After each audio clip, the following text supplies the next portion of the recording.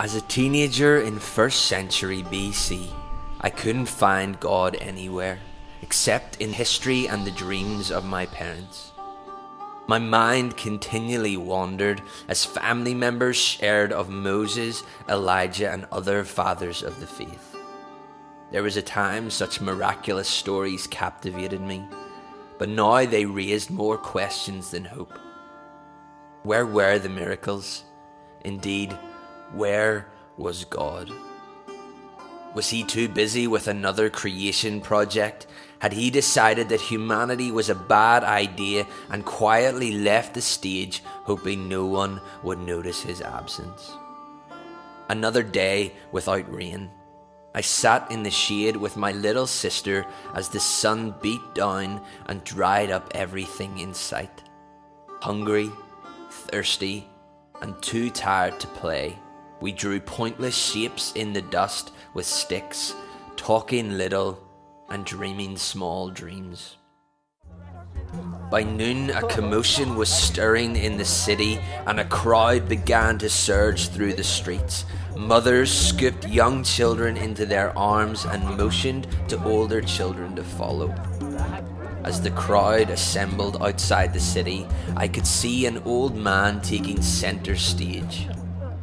With a steely gaze, he called out to the gathering crowd, "Make space, make space. God cannot move unless we make room for him." The crowd fell silent as Honi the sage lifted his staff and began to draw a circle around himself in the dirt. Like a human compass, he worked his way methodically and effortlessly. Some in the crowd bowed in prayer, but for most it was the same gaunt, blank expression of tired, hungry, needy faces on the brink of famine. With feet planted firmly in the center of the circle, the old man lifted his voice and prayed the most courageous prayer I had ever heard. A prayer not for himself, but for everyone gathered.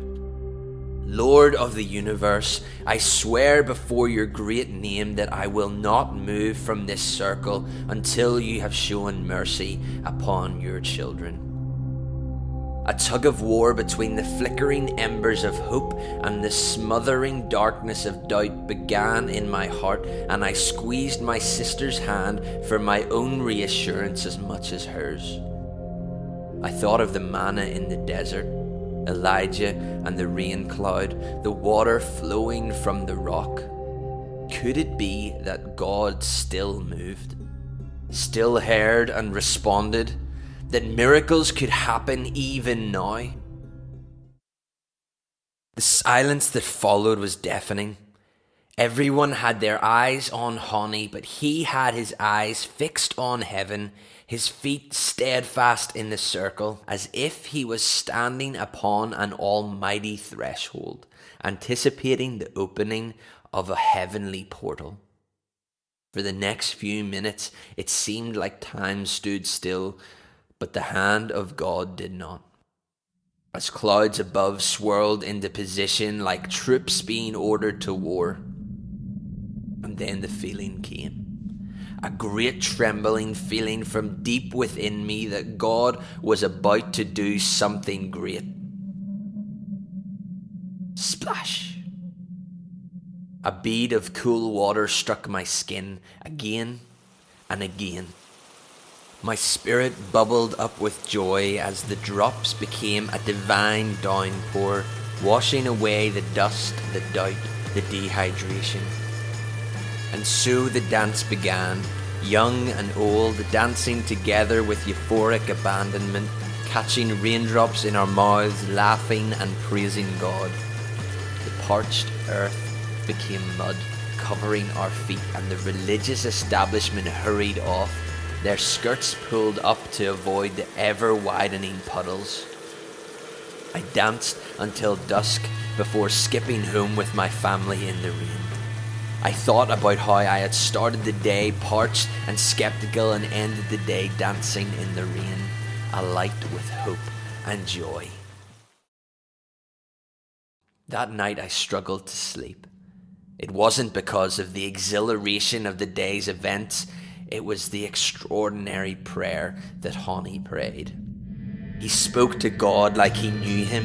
He asked with audacious courage, and he didn't move or quit.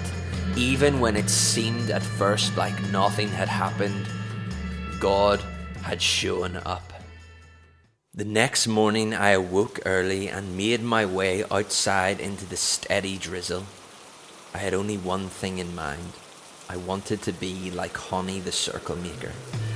Lifting my favourite sword stick in the yard, I now had other intentions. Not to swirl it above my head, but around my feet.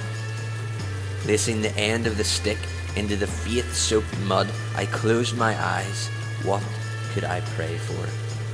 If I wanted to pray like Honi, I needed to take my thoughts away from myself and pray for others, for my community. I paused, my eyes closed. I waited until I knew exactly what to pray for. Only then did I begin to move, slowly turning the circle. Again I paused. My prayer was too small.